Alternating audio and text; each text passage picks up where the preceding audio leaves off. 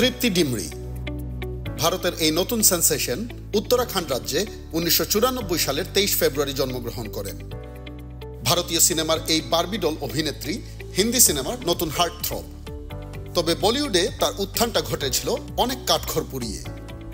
2017 সালে শ্রেয়াস তালপাডের পরিচালনায় কমেডি ছবি পোস্টার বয়েজে অভিনয়ের মাধ্যমে তার ডেবিউ হয়।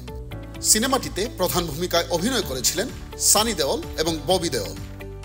এরপর রোমান্টিক ড্রামা সিনেমা লায়লা মজনুতে মুখ্য ভূমিকায় অভিনয় করেন 2018 সালে।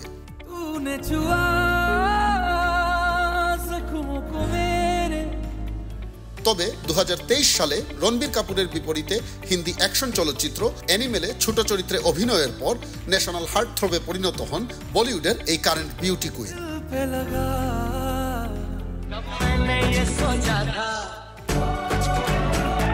সম্প্রতি তৃপ্তি ডিমরি ভিকি কৌশলের সাথে আনন্দ তিওয়ারির রোমান্টিক কমেডি ব্যাড নিউজ এবং রাজকুমার রায়ের বিপরীতে ভিকি বিদ্যা কা ওয়ালা ভিডিওতে অভিনয় করেন।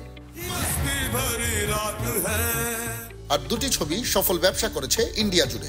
সাথে সাথে তৃপ্তির ক্যারিয়ারে যোগ করেছে সাফল্যের পালক।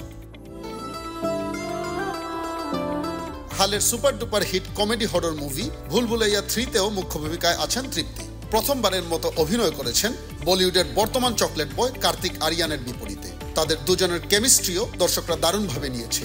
প্রমাণ, ভারতের ইন্টারনাল মার্কেট থেকে ছবিটি এ পর্যন্ত আয় করেছে 250 কোটি রুপিরও বেশি। আর ছবিটির সাথে তৃপ্তিও ছুটেছেন 300 কোটি রুপির ক্লাবে নাম লেখাতে।